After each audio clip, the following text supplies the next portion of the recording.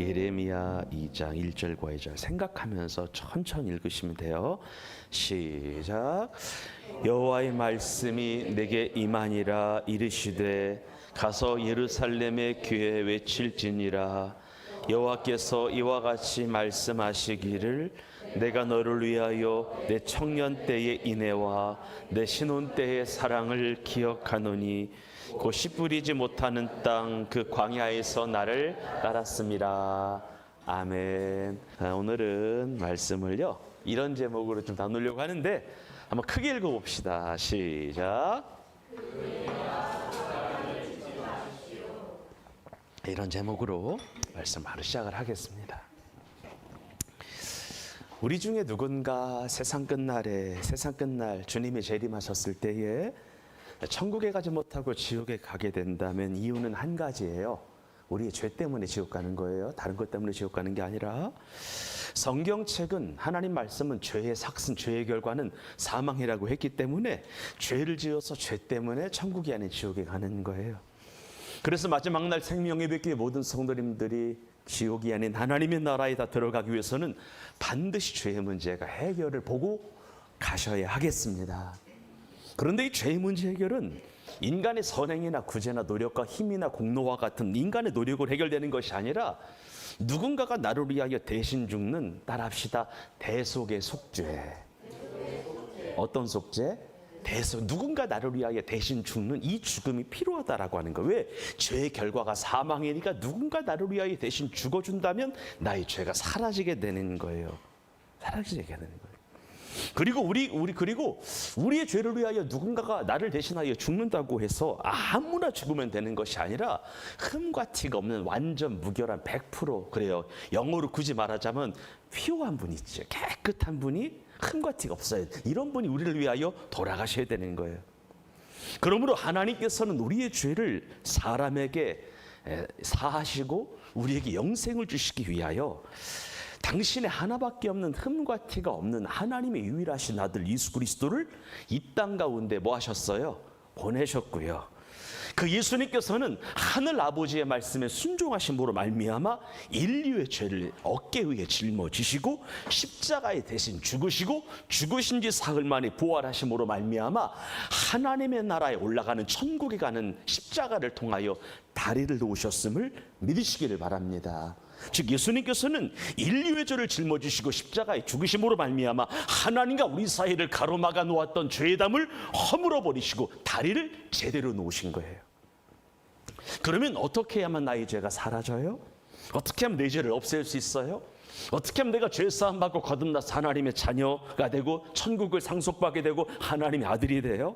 단순합니다. 한번 크게 따라해요. 우리의 죄를 예수님에게 전가시켜야 한다. 전가시키면 되는 거예요.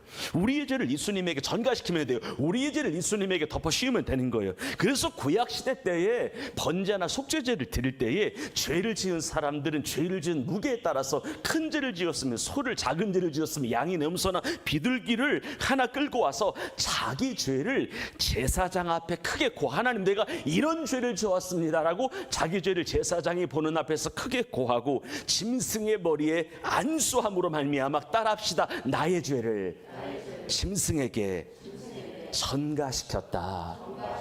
짐승을 끌고 와요. 죄에 걸맞는 짐승을 갖고 와요. 그래서 제사장 앞에 나의 죄를 크게 외침으로 말미암아 안수함으로 말미암아 나의 죄가 누구에게 가는 거예요? 짐승에게 가는 거예요. 그래서 나의 죄가 짐승이나 소나 양이나 가축에게 전가되고 나의 죄를 대신하여 짐승이, 생축이, 가축이 대신 죽음으로 말미암아 죄악에서 사함을 받게 된 거예요. 용서함 받게 된 거예요. 그러면 은혜의 시대를 살아가는 우리는 내 죄를 예수님에게 어떻게 전가시킬 수 있을까? 복음의 시대를 살아가는 우리들은 내 죄를 예수님에게 떠넘기는 방법, 내 죄를 예수님에게 전가시키는, 내 죄를 예수님에게 넘기는 방법이 무엇입니까? 여러분, 내 죄를 예수님에게 떠넘기는, 전가시키는 방법은 성경은 한 가지를 말해요. 한번 크게 따라해요. 예수님을 믿는 믿음이라. 내가 예수님을 믿습니다라고 고백하면 내 죄가 누구에게 가는 거예요? 예수님에게 고스란히 가는 거. 무슨 말이냐면 구원받는 데 있어서 필요한 것은 믿음이면 되는 거예요. 구원받는 데 있어서 죄사함과 거듭남을 통하여 하나님의 자녀가 되는 데 있어서 필요한 것은 인간의 선행이나 구제 같은 내 노력이 필요한 것이 아니라 이런 믿음의 고백을 주님께 드리면 되는 거예요. 예수님, 저는 죄인이지요. 저는 천인공노할 사람입니다. 죽을 수밖에 없는 사람입니다. 죄 때문에 고통을 당할 수밖에 없는 사람, 죄 때문에 지옥 형벌을 받을 수밖에 없는 사람, 죄로 인하여 하나님 엄중한 진노를 온몸으로 받을 수밖에 없는 사람인데요. 그래서 제가 예수 그리스도를 믿습니다. 나의 죄를 위하여 죽으시고 사흘 만에 부활하심으로 말미암아 사망 권세를 완전히 깨뜨신 그 그리스도 예수를 내 마음의 중심에 모십니다. 천하의 구원받을 만한 유일한 이름은 그리스도 예수 한 분밖에 없음을 내가 믿음으로 시인하고 인정합니다. 나를 하나님의 나라 천국으로 이사시켜 주실 분은 예수님밖에 없습니다. 그래서 믿는 자가 하나님 아버지께 중심 있는 고백을 진실로 드린다면 그 순간 나의 죄는 사함받고 거듭나 하나님의 자녀가 되는 건데, 이것을 신학적인 용어로 따라합시다. 구원의 즉각성. 바로 이루어지는 거예요. 바로 그래서 십자가상의 한 강도가 십자가상의 예수 그리스도를 믿었잖아요. 그래서 오늘 네가 함께 어디 있으리라? 낙원에 있을 거라고 한 거예요. 죽기 직전에 모셨어도 하나님께서 수만 가지의 죄를 지었어도 그거 안 보시고 예수 피로 덮어버리시는 거예요. 그래서 어떤 관점으로 보게 되면은요, 이런 거예요.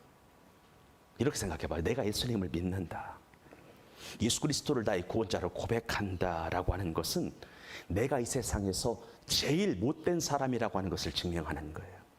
내가 세상에서 제일 양심 없는 사람이라고 하는 것을, 제일 파렴치한 사람이라고 하는 것을 드러내는 거예요. 왜 그렇습니까? 예수 믿는 사람들은 죄는 자기가 다 지어놓고 항상 자신의 죄를 누구에게 전가시켜요? 예수님에게 전가시켜. 이것처럼 파렴치한 사람이 어디 있어? 예수를 믿는다라고 하는 것은 내가 가장 파렴치한 사람이라고 하는 것을 증명하는 거예요. 내가 가장 양심 없는 사람이라고 하는 것을 증명하는 거예요. 제일 못된 사람이라고 하는 것을 증명하는 거예요. 예수 믿는 사람 항상 이런 사람들이에요. 죄는 자기가 실컷 다 줘놓고 항상 예수님을 믿습니다라고 하는 고백으로 나의 죄를 예수님에게 다 덮어씌우는 사람들이기 때문에 그래요. 죄는 자기가 지어놓고 예수님에게 나의 죄를 다 덮어씌우고 전가시켜요. 이런 거예요. 누군가가 나의 죄를 위하여 대신 옥살이 하는 거 있죠. 내가 정말로 천인공노할 죄를 져서 사형을 집행돼야 돼. 근데 나를 대신 누가 사형을 당해주는 거예요. 대신 옥살이 하는 거랑 같은 개념인 거예요. 그래서 진짜 예수님을 믿어서 감격 속에 구원받은 사람이 있죠. 진실로 예수 그리스도를 믿어서 구원 얻었음을 확신하는 사람은 한번 크게 따라해요. 자기 자랑이 없습니다. 내세울 것이 없다라고 하는 거예요. 세상에서 죄는 지가 다 지어놓고 믿음으로 예수 그리스도에게 나의 모든 죄를 전가시켜서 구원받은 사람들이 예수 믿는 사람들인데, 세상에서 제일 나쁜 사람이 그리스도인들인데, 세상에서 가장 파렴치한 사람이 예수 믿는 사람들인데 내 자랑이 어디 있겠습니까? 어디 있겠어요? 다 주님 때문에 구원받은 건데, 예수님 때문에 내가 삶을 영위하는 건데 나의 공로, 나의 자랑이 어디 있을 수 있겠습니까? 한번 따라해요. 우리는 자랑할 것이 없습니다. 예수 믿는 사람이 자랑할 것이 어디 있어요? 다 죄전을 예수님에게 다 덮어 씌우잖아. 매일 씌우잖아. 우리는 하나님 내 죄 용서해 주세요. 예수님은 또 고스란히 내 죄를 또 안고 사해 주셔. 한 주간에 지은 죄가 얼마나 많아. 예수를 믿으면 내 죄가 예수님에게도 가는 거야. 그러니까 자랑할 게 어디 있어요? 하나님 앞에 내세울 게 어디 있냐고. 그래서 진실로 이 진리의 말씀을 깨달아 믿어 구원받은 성도라면 결코 내 마음대로 살면 안 되는 거야. 이 진리를 알고 구원받은 사람이 있죠. 이 진리의 말씀을 제대로 알고 제대로 믿고 제대로 십자가형의 고통과 형벌과 수치와 나의 모든 죄를 전가하신 예수, 전가를 당하고 십자가에 달려 죽으신 예수 그리스도의 그 피해 공로를 내가 진짜 알고 구원받은 사람이라면은요, 무슨 일이 있어도 내 뜻대로 살면 안 되는 거예요. 믿는 사람들은 항상 하나님의 은혜를 기억해야 되는 거야. 주님의 사랑을 기억해야 되는 거야. 그리고 항상 이런 마음이 있어야 돼. 빚진 자의 마음이 좀 있어야 돼. 빚진 자의 마음. 여러분, 예수님께 늘 죄송해 하셔야 됩니다. 죄송한 마음이 있어야 돼. 미안해 해야 돼.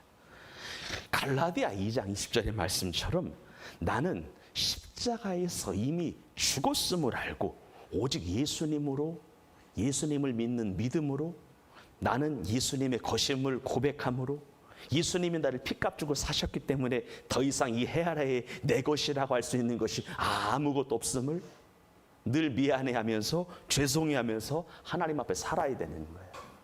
그래서 바울이 이런 고백을 한 거예요. 한번 읽어보겠습니다. 크게 읽어요. 시작.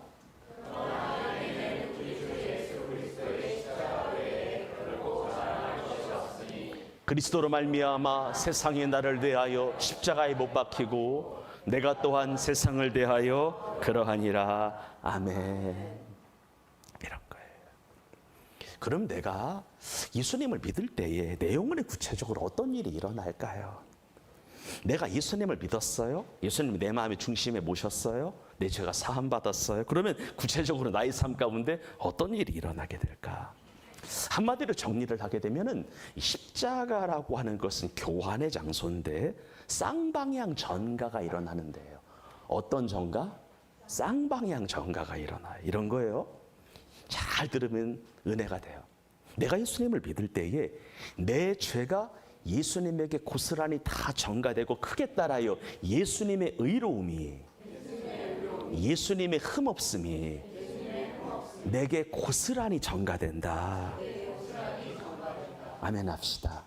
예수 믿잖아요? 그 순간 죄인에서 의인이 되는 거예요. 내 죄가 누구에게 가기 때문에 예수님에게 가고 예수님의 의로움이, 예수님의 정결함이, 예수님의 순전함이 내게 그대로 오기 때문에 그렇습니다.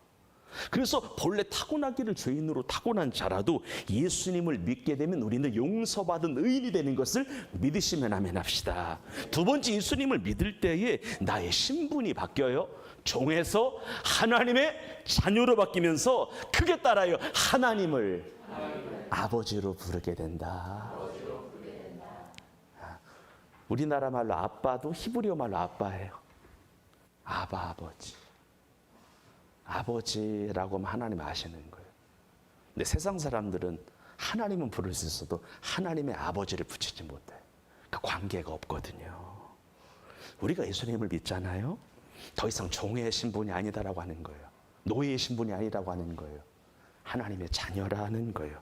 여러분 잘 들어요. 신분의 상승 정도가 아니에요. 신분의 바뀜이에요. 아멘 합시다. 신분이 조금 올라가는 수준이 아니라고. 진짜 이거는 사실이에요. 신분이 바뀌어요. 하나님을 아버지로 부르게 되는 거예요. 또 한 가지는 예수님을 믿을 때에 예수님의 생명을 비롯한 모든 것들이 다 내 것이 돼요. 우리가 예수님을 믿어요, 구원받아요, 하나님의 자녀가 되면은 예수님이 갖고 계셨던 하늘과 땅의 모든 권세가 내게 다 오는 거예요. 하나님의 나라의 모든 것들을 유업으로 상속받는 자가 되는 것을 믿으시기를 바랍니다. 그래서 교회는 이것을 뭐라고 부르냐면 한번 따라해요. 복음이라고 하는 거예요. 복된 소식. 잘 봐요. 예수 믿으면 의로워진대. 예수 믿으면 노예가 아닌 종이 아닌 하나님의 아들, 딸이 된대. 예수 믿으면 주님의 모든 것들이 다 내 것이 된대요. 이것이 뭐라고요? 복음이라고. 이걸 복음이라고 한다고. 그래서 이 진리를 진짜 깨닫잖아요. 기도하는 중이나 말씀 듣는 중이나 뭐 묵상하는 중이나 예배하는 중에 이 진리가 진짜 내 마음에 들어오잖아요. 그때부터 이 고백이 그냥 나와요. 내가 예수님만을 사랑합니다. 내가 예수님만을 높입니다. 하나님, 내가 자랑할 것이 진짜 없네요. 하나님만 자랑합니다. 경배와 찬송을 받으실 분은 당신밖에 없습니다. 내가 이제부터는 내 영광이 아닌 하나님의 영광을 구하겠습니다. 내 이름이 아닌 주의 이름을 내겠습니다. 반대로 교회 안에서 예수님의 이름이 아닌 사람의 이름이 높임을 받고 있다. 예수님이 영광을 받으시는 것이 아니라 사람이 영광을 받고 있다면, 예수님을 자랑하는 것이 아니라 사람을 자랑하고 있다면 이것은 진리 대신 예수님을 모르는 거고 구원받지 못한 자일 수 있다는 거예요. 옆 사람을 축복해요. 예수님만을 사랑합니다. 정말 여러분들 예수님만을 사랑하는 거야.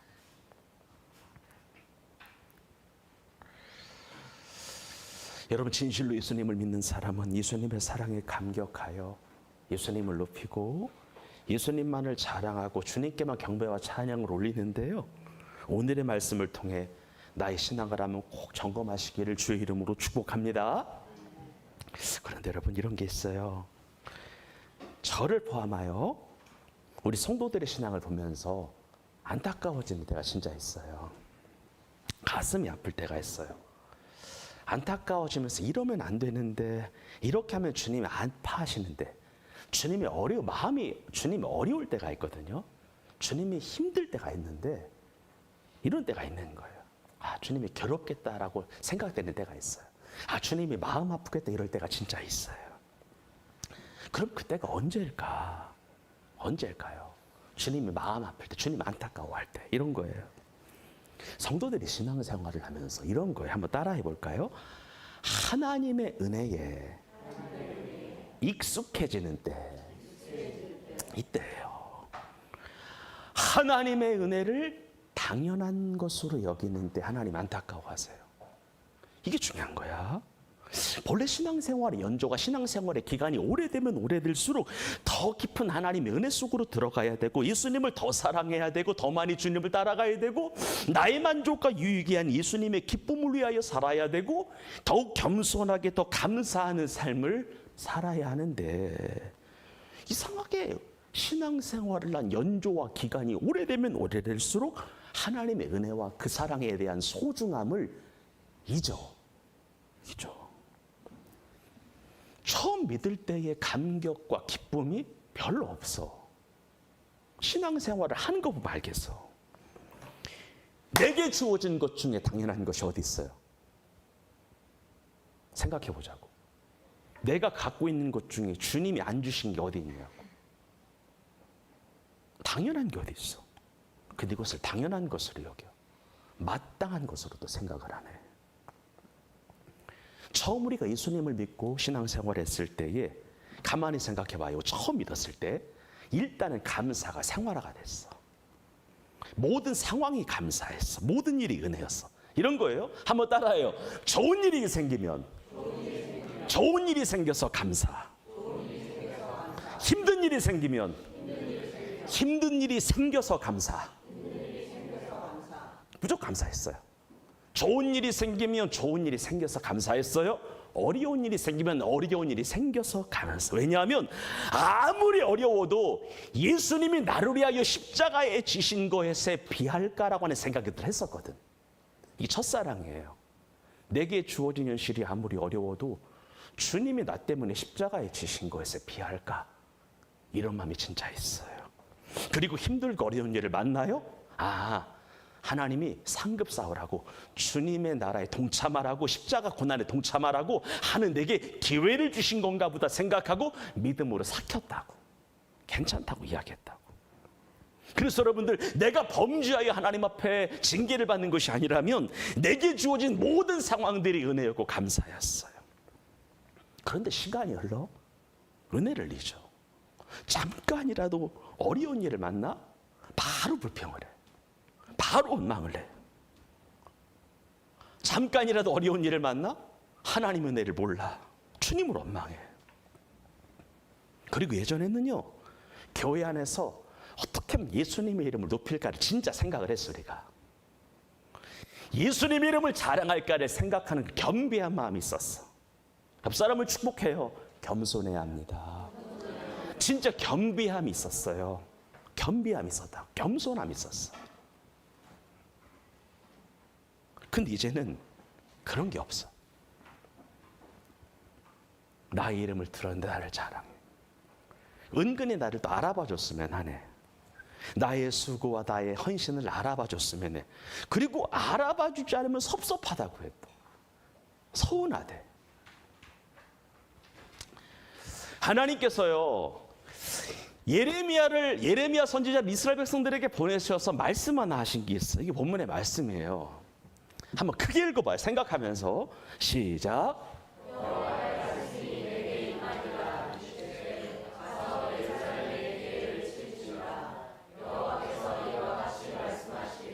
내가 너를 위하여 내 청년 때의 인애와 내 신혼 때의 사랑을 기억하노니. 예레미야야, 백성들에게 가서 좀 말해줘라. 내가 기억하고 있다고. 하나님 뭘 기억하고 계시는데요? 백성들이 내게 준 그 청년 때의 인애, 신혼 때의 사랑을 내가 기억한다고 꼭 백성들에게 네가 내 대신 전해줘라. 하나님께서 그러셨어요. 예레미야를 직접 보냈다고. 포로 생활하는 이스라엘 백성들에게 예레미야를요. 말해서 말하는 거예요. 야 예레미야야, 백성들에게 알려줘. 내가 기억하고 있다고. 하나님 뭐를 기억하는데요? 그들이 청년 시절에 나를 사랑한 것과 나를 처음 신혼 때의 그 사랑을 내가 기억한다고 좀 전해줘. 그럼 여러분들, 하나님이 기억하시는 이스라엘과 나눴던 신혼 때의 사랑과 청년 때 인애는 언제일까요? 도대체 언제를 말하는 걸까? 연이어 나오는데 한번 읽어보겠습니다. 크게 시작. 다시 한번 시작. 곧 씨 뿌리지 못하는 땅, 그 땅에서 나를 따랐음이니라. 아멘. 이런 거예요. 그러니까 하나님이 떠올리시는 이스라엘과 나눴던 신혼 때의 사랑, 청년 때 인애, 이런 거 뭐였냐면, 이스라엘 백성들이 애굽에 있을 때가 아니라, 가나안 땅에 있을 때가 아니라, 애굽에서 나와서 가나안 땅에 들어가기 전에 광야에서 살았던 40년의 기간을 따라합시다. 신혼 때의 사랑과 청년 때의 인애로 기억하셨더라. 축살나게 고생하는 광야 생활 40년이 하나님이 기억하신 이스라엘의 하나님 사랑이래. 이 얘기하는 거예요. 고생하는 광야 생활이에요. 그런데 이 말씀을 가만히 생각해보면 이해가 안 돼요. 왜 이해가 안 되냐면, 아무리 생각해봐도 하나님을 향한 이스라엘의 사랑이 턱없이 부족했기 때문에 그래요. 광야 생활 40년 동안 이스라엘 백성들이 하나님을 진짜 사랑했나 싶을 정도로 사랑을 별 안 했거든. 근데 하나님은 그때가 좋았다는 거야. 무슨 말? 이런 거예요. 이스라엘 백성들이 광야 생활하는 40년 동안에 그 백성들이 전적으로 주님 말씀에 순종했어요, 안 했어요? 별로 안 했어. 불평 한마디 안 했나요? 매일사이 불평이었거든. 40년 동안 불평했어. 38년 6개월 동안의 불신, 배반, 변심, 변절, 이것만 하다가 끝난 거였거든요. 이스라엘 백성들은 광야 생활하는 내내 불평, 원망이었어. 큰 어려움이 생기면 큰 어려움이 생겨서 불평하고, 작은 어려움이 생기면 작은 어려움이 생겨서 원망과 불평을 쏟아내서 늘 주님께 불평했어. 늘 주님께 불순종해서 정말 감사가 없었어. 그런데 하나님은 그래도 그때가 좋았대요. 이게 중요한 거예요.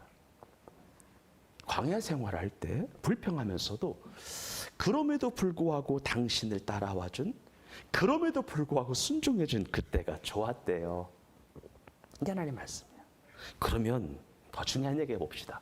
목사님, 도대체 광야가 어떤 곳이기에 그렇게 불순종하고 하나님 말씀을 거역했음에도 불구하고 왜 하나님은 그때를 좋은 시간이라고 기억하고 있을까? 도대체 광야가 어떤 곳이기에 그때 이스라엘 백성들이 하나님께 보여준 그 사랑을 하나님이 기억한다고 하실까?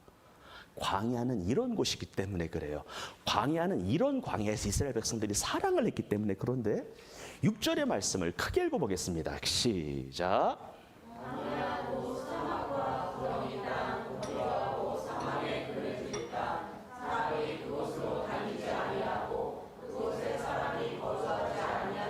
다시 한번 생각하면서 시작. 광야고 사망과 구덩이 땅, 건조하고 사망의 그늘진 땅, 사람이 그곳으로 다니지 아니하고 그곳에 사람이 거주하지 아니하는 땅이라. 광야는 사람이 살아야 안 살아요? 안 살아. 살지 못하는 땅이에요. 집이 없어요, 길이 없어요, 먹을 것이 없어요, 물이 없는 땅이 또 광야야. 안정이라고는 찾을래야 찾을 수 없는 땅이에요. 사망의 땅이에요. 구덩이의 땅이에요. 건조한 땅이에요. 사망의 땅이에요. 그늘진 땅이에요. 안정이란 예측 불가능한 땅이야. 불뱀과 전갈이들 몰려오는 땅이야. 언제 어떤 일이 일어날지 모르는 위험한 땅이 광야라고 하는 땅이에요. 그러니까 광야는 너무나도 척박하고 불안정하고 위험한 땅이기 때문에 이스라엘 백성들이 하나님 입장에서는 따라합시다. 하나님을 의지해야만 하는 땅이었다. 너무나도 척박해, 너무나도 불안해, 너무나도 불안정해. 그래서 이스라엘 백성들이 하나님을 의지해야만 하는 땅이었고, 의지할 수밖에 없는 땅이었고, 하나님 바라보지 않으면 안 되는 땅인 거예요. 늘 주님의 은혜와 긍휼을 구해야만 살 수 있는 땅인 거예요. 그래서 하나님은 이스라엘 백성들이 광야 생활 40년 동안 원망과 불평을 남발했음에도 불구하고 따라합시다. 그때가 좋았다. 원망하면서도 하나님 바라봤거든. 불평하면서도 힘들다 아우성치면서도 하나님 떠나면 죽으니까, 진짜 죽으니까 계속 하나님 사랑합니다라고 고백하며 나아갔거든. 여러분, 이스라엘 백성들이요, 하나님을 향하여 원망 불평을 막 하면서도 이상하게 얘네들은 구름 기둥만 떠오르면 뭐 했어요? 이동을 시작을 했어요. 그리고 막 행군하다가도 구름 기둥이 멈춰서는 것을 뭐 했어요? 멈췄어요. 그리고 한 곳에 정착을 했어요. 한두 달 살아요. 근데 먹을 것이 없어. 또 원망 불평을 해. 그러면서 하나님 나를 긍휼히 여겨주세요라고 불평하잖아요. 그럼 하나님이 만나와 메추라기를 내려주시는데 언제 원망했냐는데 맛있게 또 먹어. 얘네들이 또 실컷 먹어. 원망과 배신을 밥 먹듯이 해. 하나님의 은혜를 헌시작처럼 늘 버려. 근데 그럼에도 불구하고 그때가 좋았다는 거예요. 이런 말이에요. 이스라엘 백성들이 광야 생활을 하면서 하나님을 향하여 원망하고 불평하며 지냈다고는 하지만 하나님께서는 그래도 나를 사랑하고 그래도 나를 따라줬던 그때가 고마웠다는 얘기를 하고 싶은 하나님이. 아무리 이스라엘이 하나님을 향하여 원망과 불평을 냈어도 그래도 따라와 주고 그래도 순종해 준 그때가 고마웠다는 거예요. 그렇기 때문에 하나님께서는 이스라엘 백성들과 보냈던 그 광야의 시간을 인애와 사랑의 시간으로 기억하고 있는 거예요. 정말로 쉽게 설명할게요. 이런 거예요. 우리 신혼 시절에, 집사님들도 계시고 있지만 신혼 시절에 단칸방의 시절이 진짜 있었어. 지금은 아파트라고 하는 넓은 공간에, 빌라라고 하는 넓은 공간에 살지만 우리가 처음 신혼 때 작은 집에 살 때가 있었어요. 월세방에 살 때가 있었다고. 사업이 어려웠을 때가 있었어. 그때 하나님 말씀하시는 게, 야, 너희들 그때 월세방에 살 때 멋있었어. 그때 애썼어 너희들. 나를 의지했어 너희들. 이 얘기 하시는 거 하나님이. 너희들이 단칸방에 살 때, 월세방에 살 때 너희들이 내 말을 잘 듣고 잘 따라와 줬는데 그때 너희들 고마웠어라고 하나님 말씀하시는 거예요. 너희들이 힘들어서 정말 먹을 것이 없어서 새벽자단 쌓고 기도하던 중에 하나님 응답하셨다고 감사와 찬양했던 그 시간 내가 기억한다 하시는 거예요. 너희들이 처리하면서 금식하면서 나를 사랑한다고 고백했던 그때 청년 때인의 신혼 때의 사랑으로 내가 기억한다 하시는 거예요. 이런 거예요. 가만히 이제 과거를 회귀해봐요 한번. 우리가 신앙생활 하는 중에 가장 많이 하나님을 사랑하고 하나님을 사랑한다라고 고백했던 때는 은금이 없을 때예요. 넉넉하지 않을 때라고. 그때 진실로 하나님을 사랑했어요. 아니, 사랑하지 않으면 내가 죽었어. 내가 하나님을 사랑한다고 고백하지 않으면 하나님의 은혜가 없으면 내가 살 수 없어서 그때는 주님을 따를 수밖에 없었어. 실은 찾을 수밖에 없었어. 정말로 주님 옷자락이라도 붙들고 늘어지지 않으면 안 됐어. 근데 이상한 게 뭐냐면 어느 순간요, 내가 집이 넓어져요, 좋은 차로 바꿔요, 여유가 생겨요, 넉넉해져요. 살만해지니까 신기하게 하나님을 잊어. 놀랍게 하나님을 잊어. 기본적으로 주일 예배를 진짜 소홀히 여겨. 하나님과 한 약속을 헌신짝 버리듯 버리네. 진짜 그래요. 그리고 11조 생활 안 해. 여러분 잘 생각해 봐요. 우리가 11조의 물은 어려울 때 더 잘 드렸어요. 100만 원, 50만 원 벌 때 그때는 철저하게 11조 생활했다고. 근데 나이가 먹고 경제적인 부요가 생기니까 이걸 안 해. 제가 어제 이런 얘기했죠. 예배는 하나님과 사귐이라고. 기도도 사귐이에요. 기도의 사귐이 예전 같지 않아. 그리고 감사가 진짜 없어. 순종도 잘 안 해요. 그래서 하나님이 기억하신 이스라엘의 사랑이, 따라합시다. 과거는 있는데 현재가 없더라. 없다고 하시는 거예요. 그래서 우리가 신앙생활을 하면서 정말로 경계해야 되는 때가 언제냐면, 이건 나한테 되게 하는 거예요. 삶이 부유해지는 거예요. 삶이 넉넉해지는 때예요. 물론 삶이 윤택해지고 잘 살게 하는 것 또한 하나님이 주시는 복이 맞아. 하지만 이것 때문에, 부유함 때문에, 은금 때문에, 넓은 집 때문에 하나님을 내가 잊을 수 있기 때문에, 이것 때문에 내가 주님을 모른다고 할 수 있기 때문에 삶의 부유함과 넘침을 경계해야 되는 거예요. 저는 여러분들에게 하나님의 축복이 있기를 소망합니다. 근데 그 축복이 하나님을 잊는 수단이 되지 않기를 주의 이름으로 축복합니다. 우리 성경을 한번 생각하면서 크게 읽어볼게요. 이게 언제냐면, 언제래요? 내가 젖과 꿀이 흐르는 가나안 땅에 들어가서 살게 될 때, 미리 하나 예상 답안을 주는 거야. 예, 살게 될 때. 한번 내가 들고 보겠습니다. 시작. 여호와의 명령과 법도와 규례를 지키지 아니하고 내 여호와 하나님을 잊어버리지 않도록 삼갈지어다. 지금 있다, 이때야. 지금 있기 하나님을 딱 좋아. 여유가 생겼거든. 이제는 좀 평안해졌거든. 이제는 나의 삶이 괜찮거든. 이때 하나님을 잊어버리지 않도록 명령과 법도와 규례를 지키시기를 주의 이름으로 축복합니다. 12절 봐요. 읽겠습니다. 시작. 내가 먹어서 배부르고 아름다운 집을 짓고 거주하게 되며, 또 내 소와 양이 번성하며 내 은금이 증식되며 내 소유가 다 모든 상황들이 나아질 때에 말하는 거야. 이때에 14절 시작. 내 마음이 교만하여 내 하나님 여호와를 잊어버릴까? 이게 중요한 거야.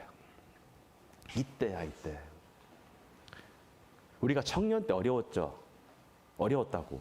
먹고 살 게 없었어. 취업 준비한다고, 뭐 한다고. 그때 진짜 하나님을 찾았거든. 제대로 찾았거든. 철야도 했어. 금식도 했어. 새벽기도 쌓았어. 근데 결혼을 해서 직장을 잡아서 안정이, 아기가 생겼어. 집도 이사해 좋은 차로 바꿨어. 근데 어느 순간 잘 봐요.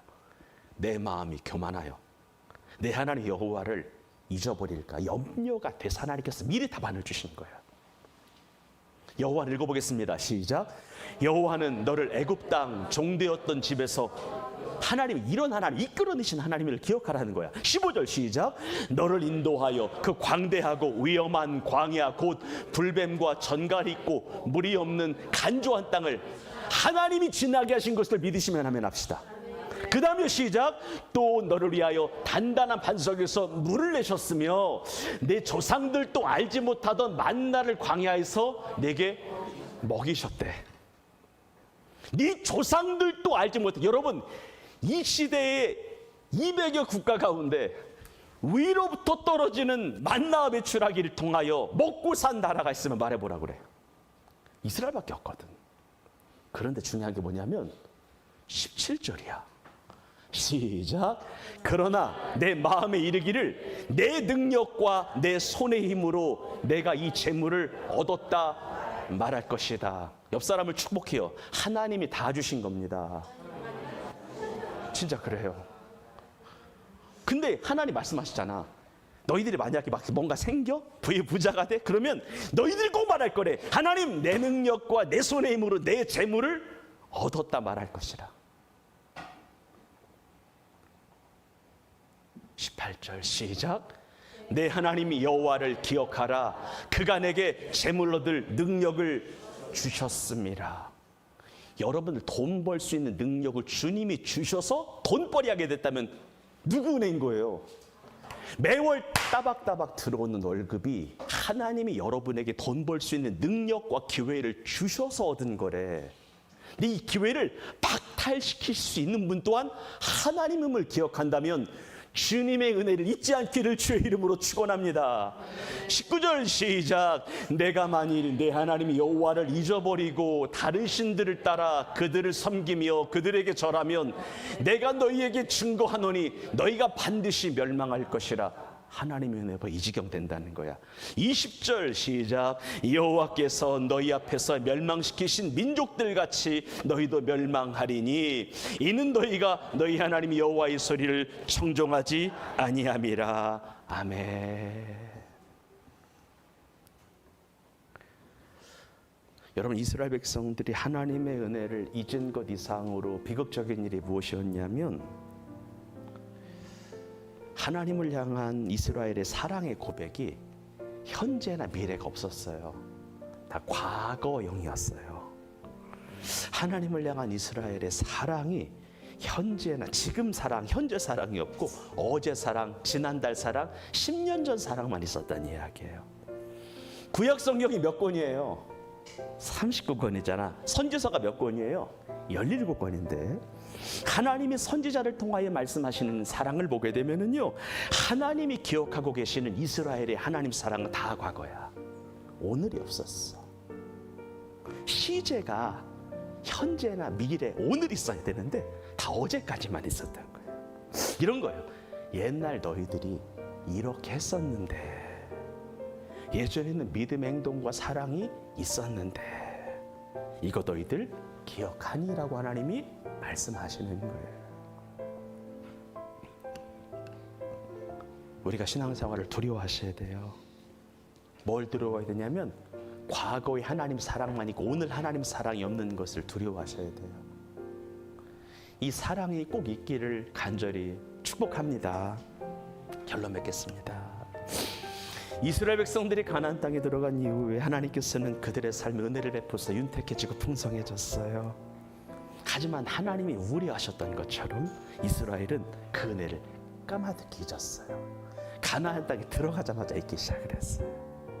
모든 것들이 주님이 다 주신 건데 재물로도 능을 주셔서 농사도 짓게 하시고 가축도 이렇게 늘리게 하신 건데 다 지가 한 거라고 생각을 한 거야. 착각한 거야.